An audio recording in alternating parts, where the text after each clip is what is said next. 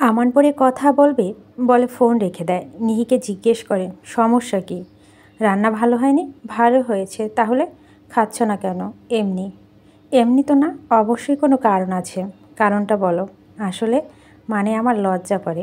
আমান বিস্ফোরিত দৃষ্টিতে তাকায়। নিহি ইতিহস্ত করে বলে কারো হাতে খেতে আর কি আনিজি লাগে, কেমন জানি। কোনো রকম কথা আমি শুনবো না। কারো হাতে খাওয়ার অভ্যাস থাকুক বা না থাকুক, আমার হাতে খাওয়ার অভ্যাস করো। যখন একেবারে আমার কাছে চলে আসবে তখন একবেলা করেও হলে আমার হাতেই খেতে হবে। নিহি লজ্জায় লাল হয়ে যায়। তরু আবুল টুকটুকি মুচকি মুচকি হাসে। নিহি ভেবেই পায় না এই লোকটা কি সামান্য লাজ লজ্জাও নেই, ওদের সামনে বলতে হবে। নিহি উপায় নেই, অল্প করে আমানের হাতে খায়। খেতে খেতেই হঠাৎ করে ওই পিচ্চির কথা মনে পড়ে যায়। জিজ্ঞেস করে আপনার ছোট কোনো কাজিন আছে? না, আমার আব্বু ভাইদের মাঝে একাই। ফুপুর ছেলে মেয়ে সবই বড় বড়। মামা নেই। খালামণি ছেলে মেয়েরাও বড়। একটা কলেজে পড়ে আর একটা ভার্সিটিতে। স্কুলে পড়ে এমন কোনো কাজিন নেই। না, কেন? এমনিতেই জানতে ইচ্ছে হলো। যাদের বিয়ে হয়েছে তাদের ছেলে মেয়ে নেই? আছে কয়েকটা। একজনের তো কিছুদিন আগে একটা মেয়ে হলো। তাদের মধ্যে কেউ স্কুলে পড়ে? উৎসুক হয়ে জানতে চেল নিহি। আমার নিহিকে পানি খাইয়ে দিতে দিতে বলল আরে পাগলি না, ওরা সবাই অনেক ছোট, কাউকে স্কুলে ভর্তি করানো হয়নি। কিন্তু তুমি এসব কেন জিজ্ঞেস করছো? বলো তো, বাচ্চা লাগবে তোমার?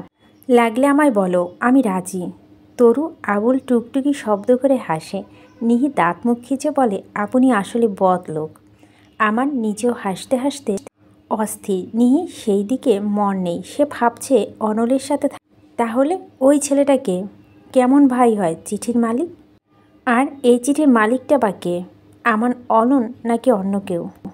অর্ধবিত্ত চাঁদের আলো জানালা দিয়ে ঘরে প্রবেশ করে নিহির। মুখমণ্ডলে ছড়িয়ে ছিটে পড়েছে। ভ্যাপসা গরম লাগছিল বলে জানালা খুলে রেখেছিল। তার পাশে তরু ঘুমিয়ে আছে। আমার অন্য ঘরে। নিহির চোখের পাতা ঘুম নেই। বারবার প্রশ্নরা কুড়ে কুড়ে খাচ্ছে তাকে। এই চিঠির মালিক কে তবে? অনলি? অনল কেন আমায় এত ভালোবাসাময় চিঠি করে পাঠাবে? যন্ত্রণার মাথা রগ দপদপ করছে। এত টেনশন আর নেওয়া যাচ্ছে না। এদিকে ঘুমেরও দাম বেড়েছে আজ।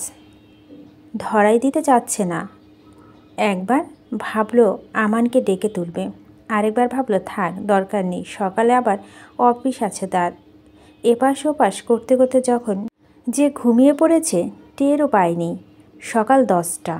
রাতে ভ্যাপসা গরম ছিল। আর আজ ভোর থেকে মুষলধারে বৃষ্টি হচ্ছে। ছাতা মাথায় অনল কলেজের ক্যাম্পাসে আসে। শার্টের বিভিন্ন অংশে বৃষ্টি ছাটে ভিজেও গেছে। ভেজা হাত দিয়ে চুল ফাঁকে হাত বুলিয়ে চুলগুলো ঠিক করে নিল। মিলন আর সাকিব আগে থেকে ক্যাম্পাসে ছিল। অনলকে দেখে মনে হচ্ছে মন আজ বেশ ফুরফুরে। প্রায় সময় যেখানে চিন্তিত দেখাতো সেখানে আজ এত হাসি খুশি। ভাববার বিষয়। কৌতূহল নিয়ে সাকিব জিজ্ঞেস করল আজকে মন ভালো? অনল মৃদু হাসল। কিছুক্ষণ মুচকি হেসে বলল মন খারাপ থাকে কবে? এই কয়দিনে একটু অন্যরকম ছিলি মনে হচ্ছে। তেমন কিছু না, বাদ দে, চল ক্যান্টিনে যাই। ওরা আর কেউ অনলকে ঘাটালো না। ক্যান্টিনে গিয়ে তিনজনে বসতেই সুমাইয়া লিসা ও চলে আসে। সবার জন্যই কফি অর্ডার করা হয়েছে। ক্যান্টিনের প্রতিটা আনাচে কানাচে তাকাচ্ছে অনল। কত স্মৃতি এখানে, নিহিত স্মৃতি। কত ঝগড়া, কত খুনসুটি হয়েছে এখানে। আনমনে অনল হেসে ফেলে। নিহিকে খুব দেখতে ইচ্ছে করছে, কিন্তু তা তো এখন সম্ভব নয়। নিহিত স্মৃতিকে আঁকড়ে ধরে মনের তৃষ্ণা মেটায় সে। আজ সকালে উঠে ফজরের নামাজ আদায় করেছে অনল। প্রার্থনায় মন থেকে চেয়েছিল নিহিকে। কেউ যদি নিহিকে ফিরে দিতে পারে তাহলে সে একজনই, আল্লাহ। তিনি ব্যতীত আর কেউ এই কাজ করতে পারবে না। তার কাছে কোনো কিছুই অসম্ভব নয়। অনলের মনে যদি প্রতিশোধের নেশা, ক্রোধ, অহংকার দূর করে ভালোবাসার বীজ বপন করতে পারে তাহলে নিহিকে কেন ফিরে দিতে পারবে না? অবশ্যই পারবে। অনলের সে বিশ্বাস আছে। নামাজ পড়ে আল্লাহর কাছে নিহিকে চাওয়ার পর থেকে বুকের ওপর থেকে একটা ভার নামতে আরম্ভ করেছে। মন মেজাজ এর জন্যই সকাল থেকে এত ভালো, প্রশান্তি লাগছে খুব। শিশিরের সঙ্গে তরুর ঝগড়া হয়েছে। ঝগড়াটা লেগেছে সকালের দিকে, রাগ করে ফোনও অফ করে রেখেছে তরু। এদিকে আবার কান্নাকাটি করে যা তা অবস্থা। বিছানায় উপুর হয়ে শুয়ে বালিশে মুখ গুজে সে যে চলেছে, থামার কোনো নামই নেই। নিহি কত কিছু বলল, কতবার বোঝালো, কে শোনে কার কথা। তরুকে কিছুক্ষণ একা থাকতে দিয়ে সে রান্নাঘরের দিকে পা বাড়ালো। টুকটুকি রান্না করছে। নিহিকে দেখে একগাল হেসে জিজ্ঞেস করে, কেমন আছেন আপাজান? ঘুম কখন ভেঙেছে? আলহামদুলিল্লাহ ভালো আছি, উঠছি আরও আগেই। আবুল ভাই কোথায়? বাজারে গেছে এই বৃষ্টির মধ্যে। ভাইজান না করছিল, তাও শুনে নাই। ওহ আচ্ছা, কি কাজ বাকি আছে বলো, আমি তোমার সাহায্য করছি। টুকটুকি বাধা দিয়ে বলো, না না আপাজান, আপনি কোনো কাম করা লাগবো না। এতদিন পর আইছেন, আপনি ঘরে যান। এতদিন পর এসেছি তো কি হয়েছে, তুমি বলো কি করতে হবে। টুকটুকি নিহির কোনো কথাই শুনল না, কোনো কাজও নিহিকে করতে দিল না। অজ্ঞতা নিহিকে রান্নাঘর থেকে বের হতে হলো। ঘরে একবার উকি দিয়ে দেখলো তরু এখনও কাঁদছে। মেয়েটা যে এত ছিটকাতুনি, কি হয়েছে জিজ্ঞেস করলো, আরও বেশি কাঁদবে। তার চেয়ে বরং কান্না থামুক আগে। এই ঘর থেকে বেরিয়ে সে আমানের ঘরে গেল। আমান তখন আয়নার সামনে দাঁড়িয়ে হাত দিয়ে চুল ছাড়ছিল। আয়নাতে নিহিকে দেখে সেই ভুবনজয়ী হাসিটা দেয়। উত্তরে নিহিও হাসির উপহার দেয়। আমান বলে, নিহু পাখি এতক্ষণে বুঝি আসা সময় হলো? ইচ্ছে করে এতক্ষণে আসেনি। আমার নিহির দিকে ঘুরে প্রশ্ন করলো, কেন? কারণ আপনি একটা বদলোক। আমান হাসলো। বিছানার উপর থেকে টাই নিয়ে জিজ্ঞেস করলো, টাই বেঁধে দিতে পারো? ফাঁস লাগাতে পারি। তাহলে ফাঁস লাগিয়ে দাও। টাইটা নিহির দিকে বাড়িয়ে দিয়ে বলল আমান। নিহি গলায় ফাঁস লাগিয়ে দিল না, বরং সুন্দর করে টাই পরিয়ে দিল।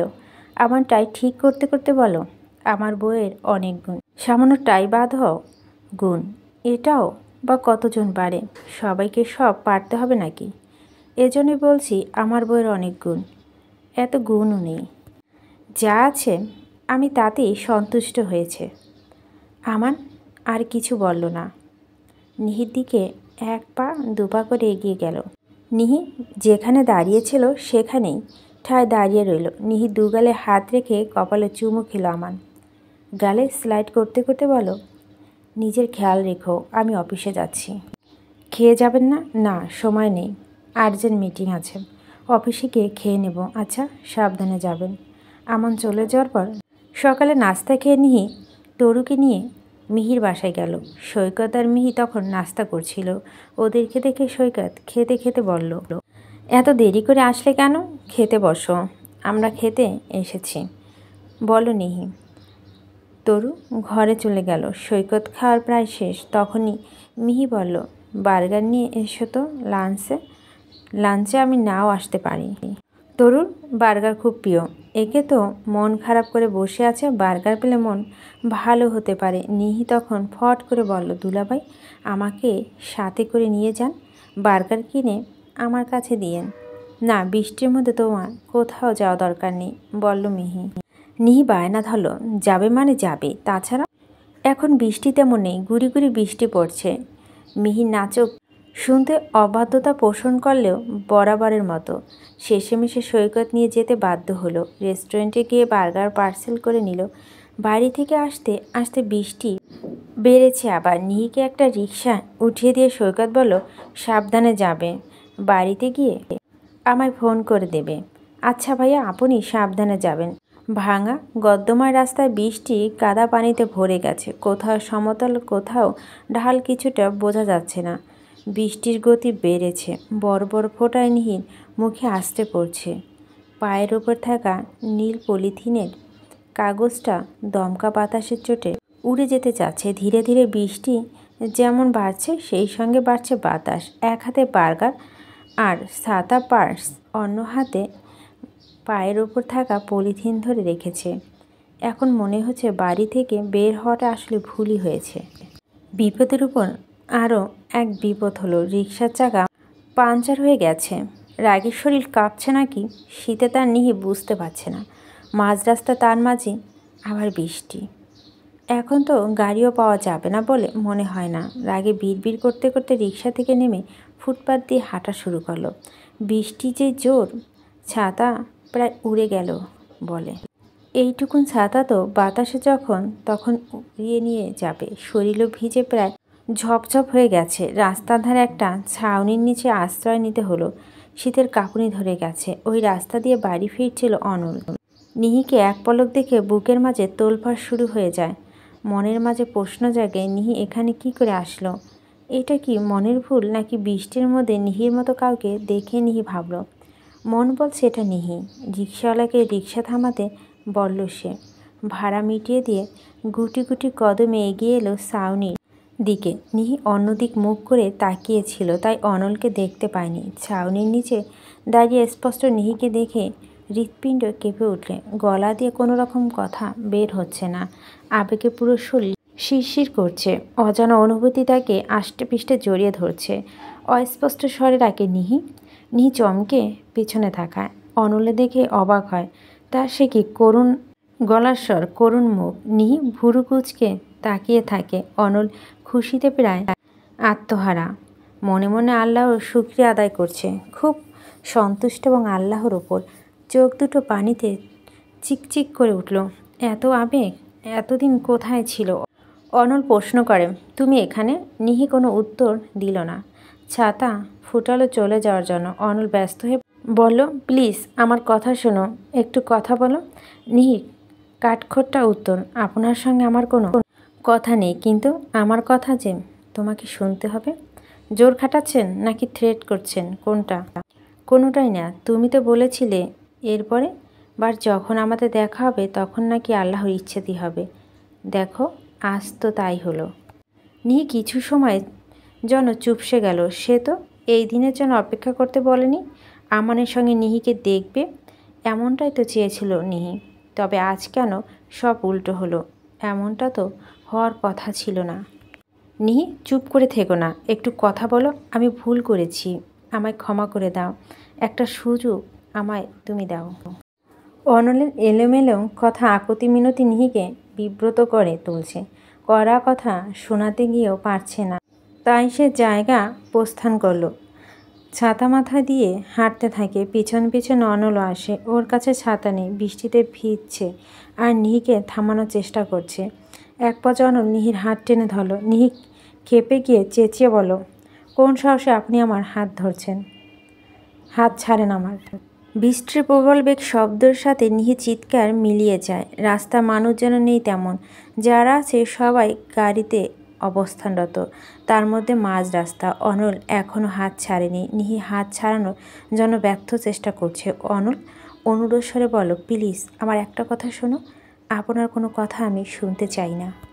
অনল হাত ছেড়ে দিল। নিহিকে অবাক করে দিয়ে ওর পা পেঁচিয়ে ধরল। অনল কাঁদছে। নিহি অবাকে চরম সীমানায় পৌঁছে গেছে। অনল কাঁদতে কাঁদতে বলো, আমায় ক্ষমা করে দাও নিহি, আমায় ক্ষমা করে দাও। রাস্তা ফাঁকা থাকলো। কিছু উৎসুক লোক এবার দূর থেকে এদিকে এগিয়ে আসছে। নিহি অনলকে সরানোর জন্য চেষ্টা করছে। কি করছেন আপনি? পা ছাড়েন। তুমি আমায় ক্ষমা করো, আগে আমায় সুযোগ দাও। জোর জবস্তি করতে গিয়ে নিহি অনলকে ধাক্কা মারে। অনল রাস্তা ছিটকে পড়ে। তখনই ফাঁকা রাস্তা থেকে আসে একটা সিএনজি। কিছু বুঝে ওঠার আগে অনলকে ধাক্কা দেয়, আরও দূরে সরিয়ে দেয়। লোকজন এবার ছুটে আসতে শুরু করে। ড্রাইভার বুঝতে পারেনি কী থেকে কি হয়ে গেল। আপাতত দৃষ্টি দেখতে গেল তার কোনো দোষই নেই। নিহি পা চলছে না। অনলের রক্তাক্ত দেহে রাস্তায় পড়ে আছে। ব্যথা ছটফট করছে। অনল উঠে বসার চেষ্টা করছে। সিএনজিওয়ালা সিএনজি থেকে নেমে এসে অনলকে ধরে বসায়। অনল এবার দাঁড়ানোর চেষ্টা করে। নিহির কাছে আসতেই চায়। মাথা ফেটে গলগল করে রক্ত পড়ছে কপাল বেয়ে।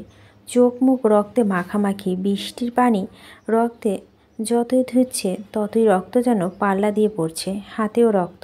নিহি মুখে হাত দিয়ে বিস্ময় নিয়ে তাকিয়ে আছে। চোখের পানি উছড়ে পড়ছে। অনল রক্তাক্ত হাত নিহির কাছে বাড়িয়ে আছে। লোকজন ছুটে এসে অনলের কাছে জড়ো হয়েছে। কয়েকজন বিশ্রী ভাষা গালাগাল দিচ্ছে ড্রাইভারকে। নিহি আর দাঁড়িয়ে থাকতে পারল না, দৌড়ে গেল অনলের কাছে। নিহিকে কাছে পেয়ে যেন প্রাণ ফিরে পেল অনল। রক্তাক্ত হাতে নিহির এক হাত শক্ত করে ধরার চেষ্টা করল। একজন লোক বলল, আপনি কি ওনাকে চিনেন? নিহি কান্না পাচ্ছে, কথা বলতে পারছে না। ঠোঁট কামড়ে শুধু উপর নিচ মাথা ঝাঁকায়, তারপর বলল, ওকে হাসপাতালে নেওয়ার ব্যবস্থা করুন প্লিজ। অনল আহত স্বরে বলল, আমায় ক্ষমা করো নিহি, আমাকে ছেড়ে যেও না। সবাই ধরাধরি করে ওই সিএনজিতে অনলকে উঠালো। নিহি বসলো অনলের এক পাশে, অন্য পাশে একজন অপরিচিত লোক। একটা ছেলে এসে নিহির পাশ নিয়ে গেল। খাবার ছাতা কাদা পানিতে পড়ে শেষ। অনল বারবার বিলাপ করছে, আমায় ছেড়ে যেও না, মাফ করো, মাফ করো। কাছে একটা হাসপাতালে তাকে নেওয়া হলো। এখনও নিহির হাত ছাড়েনি। ট্রিটমেন্টের জন্য যখন অনলকে নিয়ে যেতে আসলো, নার্স তখন অনলের বাধা দিল, নিহিকে রেখে কিছুতেই যাবে না। উপায় না পেয়ে ডাক্তার নিহিকে ভিতরে আসতে অ্যালাউ করলো। অনলের এমন রক্তাক্ত অবস্থায় নিহি দেখতেই পারছে না, অসহায় অসহায় লাগছে খুব। ডাক্তার জানালো, মাথায় এক পাশে ফেটে রক্ত বের হয়েছে খুব, আর হাত কেটেছে, তাছাড়া তেমন কোনো ক্ষতি হয়নি। ড্রাইভার ব্রেক করার চেষ্টা করছিল, কিন্তু সেই চেষ্টা করতে করতেই অনলের পাশ দিয়ে ধাক্কা দিয়ে যায়। এজন্য তেমন বিরাট কোনো ক্ষতি হয়নি। মনে মনে আল্লাহর কাছে শুকরিয়া জানায় নিহি। অন্যদিকে অনলের এই অবস্থা জন্য নিজেকে দায়ী করেন। কান্না আর আটকে রাখতে পারছে না, কি করবে তাও ভেবে পাচ্ছে না। করিডোরের শেষ মাথায় এসে কাদামাখা পার্স থেকে ফোন বের করে উপমাকে ফোন দিল। ফোন তুলছে না সে, হয়তো ক্লাসে আছে। এখন দুবার রিং হয়ে কেটে গেল। উপমার টেক্সট আসে, আমি ক্লাসে আছি রে। নিহি এবার টেক্সট করে, অনলের ক্লাসে যা একটু, ওর বন্ধুরা কেউ না কেউ তো থাকবেই, তাদেরকে তাড়াতাড়ি মডার্ন হাসপাতালে আসতে বল। আর কোনো প্রশ্ন করিস না, আমি পরে সব বলবো, তাড়াতাড়ি যা প্লিজ। নিহির টেক্সট দেখে উপমা ভয় করছে, কি হলো হঠাৎ। ক্লাস টিচারের কাছে বলে অনলের ক্লাসে গেল। অনল বাদে বাকি সবাই আছে, ক্লাসের স্যার ছিল। উপমা জানালো সে সুমাইয়ার সঙ্গে কথা বলবে। সুমাইয়া ক্লাসে বাইরে আসার পর উপমা নিহির টেক্সট দেখল। অজানা আশঙ্কায় ভয় হতে লাগলো সুমাইয়া। হাসপাতাল থেকে বেশ কিছুটা দূরে একটা পাম্প রয়েছে। নিহি হাসপাতালে বিল মিটিয়ে দিয়ে হাঁটতে হাঁটতে চলে এসেছে এত দূর। বসার মতো জায়গা গিয়ে পা তুলে বসে রইল। জায়গাটা ভেজা, নিহির শরীরও ভেজা, সঙ্গে জামা কাপড় লেগে আছে রক্তে। কষ্টে বুকটা ভারী হয়ে আছে। হেঁচকি তুলে কাঁদে সে। এত কষ্ট কেন হচ্ছে? অনলের জন্য কষ্ট হচ্ছে, অনলের প্রতি মায়া হচ্ছে। নিহি মানতে পারছে না, এসব সহ্য হচ্ছে না। আমানকে দরকার এখন, যে করেই হোক এখন আমানকে লাগবে। আমানকে ফোন করে নিহি। ফোন কেটে দিয়ে ব্যাক করল নীরব। নিহি কান্না মিশ্রিত কণ্ঠে বলল, আপনি তাড়াতাড়ি আসুন। নিহির কণ্ঠ শুনে নীরব ভরকে যায়, বলে, ম্যাম আমি নীরব, আপনার কি হয়েছে? কাঁদছেন কেন আপনি? কাঁদতে কাঁদতে নিহি বলল, আপনার স্যার কোথায়? মডার্ন হাসপাতালের কাছে যে পাম্প আছে সেখানে এক্ষুনি আসতে বলুন। আর কিছু না বলে নিহি ফোন কেটে দিল। ডুকরে কেঁদে উঠে একটু পরপর আমান তখন মিটিংয়ে ছিল। মিটিংয়ে গিয়ে নীরব আমানকে ডেকে সব বলে। সেদিনের মতো মিটিং ক্যান্সেল করে তৎক্ষণাৎ গাড়ি নিয়ে চলে আসে আমান। নিহির কোনো অঘটন হলো না ভেবে গায়ে কাটা দিয়ে উঠে তার। গাড়ি পার্কিং না করেই আমান দৌড়ে গেল নিহির কাছে। হাঁটুতে মুখ গুজে রেখে কাঁদছিল সে। নিহির কাঁধে হাত রেখে জিজ্ঞেস করে, কি হয়েছে নিহু, এই অবস্থা কেন তোমার? আমানকে দেখে সঙ্গে সঙ্গে তার বুকে ঝাঁপিয়ে পড়ে নিহি। হাউমাউ করে কাঁদতে থাকে। আমান শক্ত করে ধরে রাখে। নিহির শরীর সাংঘাতিক রকমের গরম, জামা কাপড় রক্ত দেখে অস্থির হয়ে পড়ে সে। নিহির দুগালে হাত রেখে বলে, কি হয়েছে নিহু, বলো কি হয়েছে জান, তুমি ঠিক আছো? তোমার গায়ে রক্ত কেন? এই নিহু কান্নায় কোনো কথা বলতে পারছে না নিহি। আমান আর কথা না বাড়িয়ে নিহিকে কোলে করে গাড়িতে বসালো। তারপর নিজের ড্রাইভিং সিটে বসে ড্রাইভ করে বাসায় নিয়ে আসলো নিহিকে। বাসায় আনতে আনতে নিহি সেন্সলেস হয়ে যায়। একটানা কতক্ষণ বৃষ্টিতে ভিজেছে কে জানে। নিহি এমন অবস্থা দেখে আবুল আর টুকটুকিও চমকে গেল। শত শত প্রশ্ন করে আমানকে। সে কোনো উত্তর না দিয়ে থ্রি পিস টুকটুকিকে দিয়ে এগিয়ে দিয়ে বলে, নিহুর জামা কাপড় দূরত্ব পাল্টে দাও। টুকটুকিকে ঘরে রেখে আমান আরও আবুল ড্রয়িং রুমে আসে। আমান আবুলকে ডাক্তার আনতে পাঠিয়ে পায়চারি করতে থাকে। মিনিট পাঁচেক পর টুকটুকি দরজা খুলে দেয়। আমান জিজ্ঞেস করে, হয়ে গেছে? হ্যাঁ ভাইজান। এখন যাও ফ্রিজ থেকে দুধ বের করে গরম করো আর ডিম সিদ্ধ করো। আচ্ছা। আমার ভিতরে কি একটা ছোট্ট বল পানি নেয়, ছোট একটা কাপড় পানিতে ভিজিয়ে নিহি শরীর মুছে দেয়। তার হাত নিজের হাতে মুঠো নিয়ে ঘষে ঘষে উষ্ণ করে দেয়। হাত দিয়ে নিহির পায়ে তালুতে ঘষতে থাকে। মিহিকে খবর দেওয়া হয়নি আগেই। কি হয়েছে নিহির মুখ থেকে শুনবে। অন্যদিকে মিহিকে কতবার যে নিহিকে ফোন করেছে তার কোনো ইখতিয়ার নেই। শেষমেশ চিন্তায় পড়ে আমানকে ফোন করেছে। আমান বলেছে নিহি ওর সাথেই আছে। আরও কিছু কথা বলে বিষয়টা হ্যান্ডেল করে নিয়েছে। আবুল ডাক্তার নিয়ে আসে। ডাক্তার এসে নিহির জ্ঞান ফেরায়, পরীক্ষা নিরীক্ষা করে ওষুধ দিয়ে যায়। আমানের চিন্তা হচ্ছে এখনও নিহি কি হয়েছে হঠাৎ। ঘুমের ইঞ্জেকশন দিয়ে এতক্ষণ ঘুম পাড়িয়ে রাখা হয়েছিল অনলকে। ঘুম ভাঙার পর ক্যাবিনে দেখতে পায় বন্ধুদের। চোখ মুখ ঝাপসা হয়ে আসছে, মাথা যন্ত্রণা হচ্ছে প্রচুর। মাথা দুহাতে চেপে ধরে বেডে উঠে বসে। সাকিব সাহায্য করতে বসেছে। অনল ভাঙা ভাঙা গলায় প্রশ্ন করে নিহি কোথায়। সকলে নিশ্চুপ। সুমাইয়া বলে আমরা এসে নিহিকে পাইনি। অনল মাথা নত করে কিছুক্ষণ বসে থাকে ঝিম মেরে, তারপর নেমে দাঁড়ায়। মিলন আর সাকিব অনলকে চেপে ধরে বলে কোথায় যাচ্ছিস তুই। আমি ম্যামকে ফোন করছি, সে আসুক। অনলের গায়ে শক্তি নেই বলে চলে, শরীর দুর্বল অনেক, তবু মনের জোর অপ্রতিরোধ্য। নিহির কাছে যাওয়ার আকুলতায় সব দুর্বলতাকে একপাশে রেখেছে। আনমনে বিড়বিড় করে আর বলে নিহির কাছে যাব, নিহির কাছে যাব। এই মুহূর্তে সকলে অনলকে পাগল মনে হচ্ছে। পাগলের মতো প্রলাপ করছে সে। আল্লাহ ইচ্ছেতে দুজনে অজান্তে ওদের দেখা হয়েছে। নিহি তো এটাই বলছিল। তার মানে আল্লাহ অনলের দোয়া কবুল করেছে। অনলের প্রলাপ বাড়ছে। কারো বাধা মানতে সে নারাজ। সে এক্ষুনি যাবে নিহির বাসায়। উপায় না দেখে মিলন আর সাকিব ওর সঙ্গে যায়। সুমাইয়া আর লিসা হাসপাতালে অপেক্ষা করে অনামিকা ম্যামের জন্য। নিহির বাড়ির দরজার কাছে এসে কলিং বেল বাজায় সাকিব। অনলের অস্থিরতা বাড়ছে। পাগলের মতো আচরণ শুরু করেছে। এরকম পাগলের মতো ভালোবাসা প্রকাশ করছে, তাও অনল। এটা কারো বিশ্বাস হচ্ছে না। এতই যখন ভালোবাসা তাহলে কেন বুঝলো না প্রথমে? কেন তখন ভালোবাসাকে পায়ে পিষে মেরেছে? দরজা খুলে দিল তমা। অনলের হাতে মাথায় ব্যান্ডেজ, গায়ে কাদা রক্ত মাখা জামা কাপড়। তমাকে অবাক হতে হলো। এর আগে কখনো অনলকে দেখেনি বলে চিনতেও পারল না। অনল ব্যস্ত হয়ে জিজ্ঞেস করে নিহি কোথায়, আপনারা কারা? অপ্রস্তুত হয়ে জিজ্ঞেস করলো তমা। সাকিব অনলকে থামিয়ে বলল আমরা নিহির আগের কলেজের থেকে এসেছি। তারপর অনলকে দেখিয়ে বলল ওকে আপনার চেনার কথা, ও অনল। তমার মুখের ভঙ্গি মুহূর্তেই বদলে গেল। চোখ মুখ কঠিন করে বলল ওনার এই অবস্থা কেন, আর এখানে বা কেন এসেছে? অনল অধৈর্য হয়ে পড়ে। তমাকে সরিয়ে ভিতরে চলে যায়। নিহির নাম ধরে ডাকতে থাকে। তমা বাধা দেওয়ার চেষ্টা করে, ব্যর্থ হয়ে বলে নিহি বাড়িতে নেই। মিথ্যা কথা, নিহি এখানেই আছে।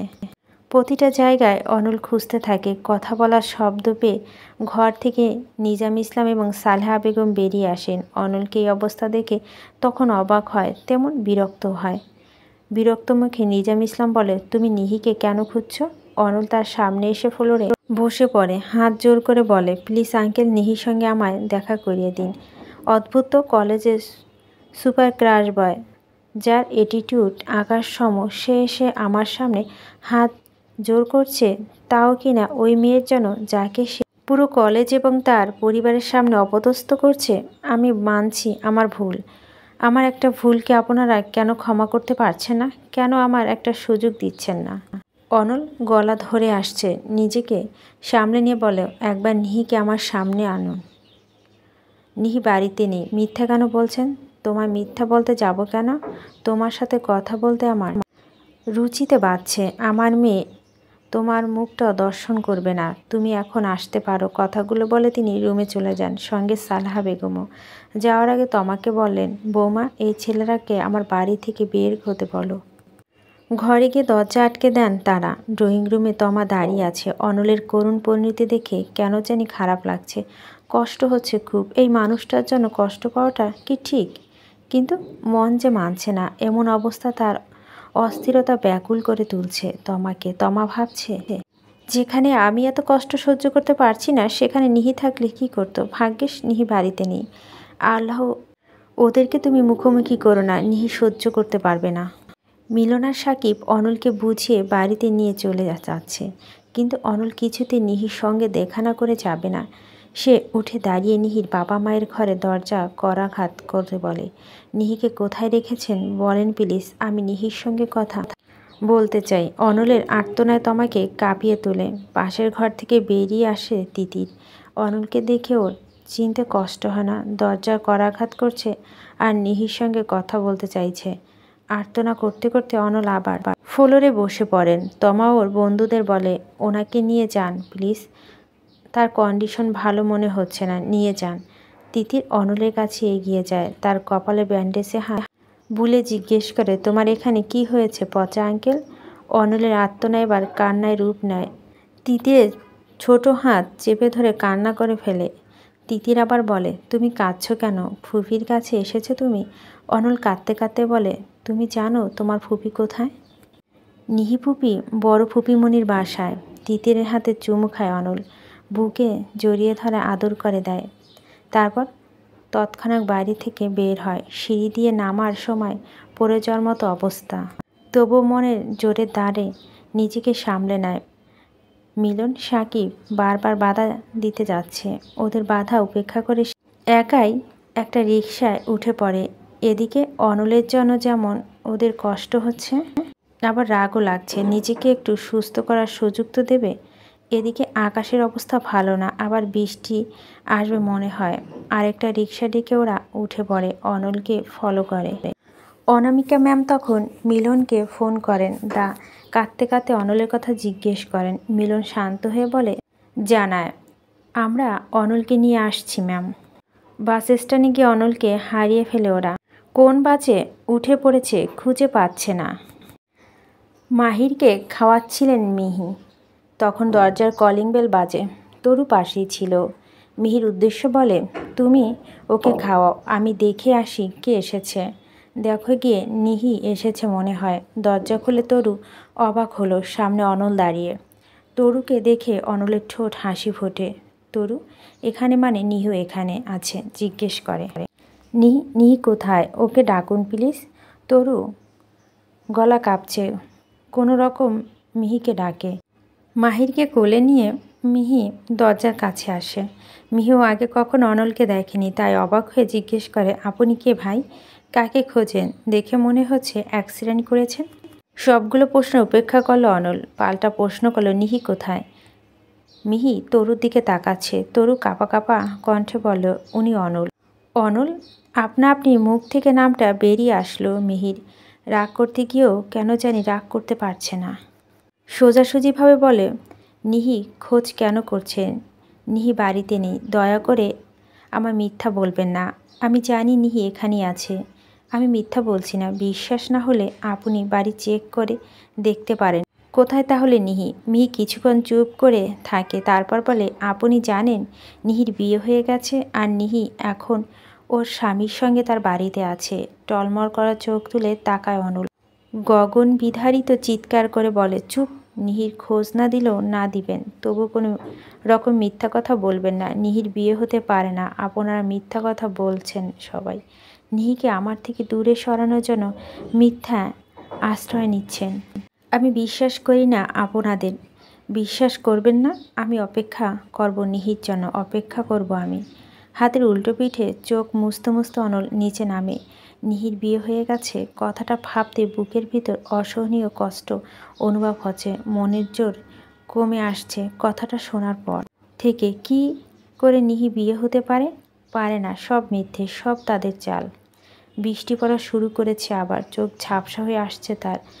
যে কোনো সময় মাথা ঘুরে পড়ে যাবে বলে মনে হচ্ছে। এদিকে নিহির সঙ্গে দেখা না করে যাবে না বলে পণ করেছে সে। ভেবে নেয় আমানের বাসায় একটু বিশ্রাম নেবে।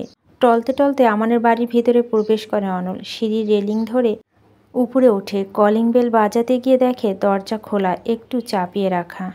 মাথা ব্যথা বাড়ছে, চোখ বুজে মাথাটা ঝাঁকিয়ে ভিতরে যায়। বৃষ্টি আবার শুরু হয়েছে, বিদ্যুৎ চমকাচ্ছে, রান্নাঘর থেকে আওয়াজ আছে। টুকটুকি বোধ হয় রান্না করছে। আমানের ঘরে দরজা চাপিয়ে রাখা। অনল দরজা ঠেলে ভিতরে যায়। দরজার সামনে দাঁড়িয়ে বিছানায় আমানকে দেখতে পায়। কে একজন ভাইয়ের বুকে গুটিসুটি হয়ে ঘুমিয়ে আছে, তাকে আঁকড়ে ধরে। রুমের লাইট বন্ধ, তবে ডিম লাইট জ্বালানো। ঝাপসা চোখে ডিম লাইটের আলোতে মুখটা ঠিকমতো স্পষ্ট হচ্ছে না চোখের সামনে। ভাইয়ের সঙ্গে একটা মেয়ে লাইট জ্বালাতে যাবে, তখনই বিদ্যুৎ চমকানো আলোতে নিহির মুখটা ভেসে ওঠে। সঙ্গে সঙ্গে দুপা পিছিয়ে যায় অনল। দেওয়ালের সঙ্গে ঠেস দিয়ে দাঁড়ায়।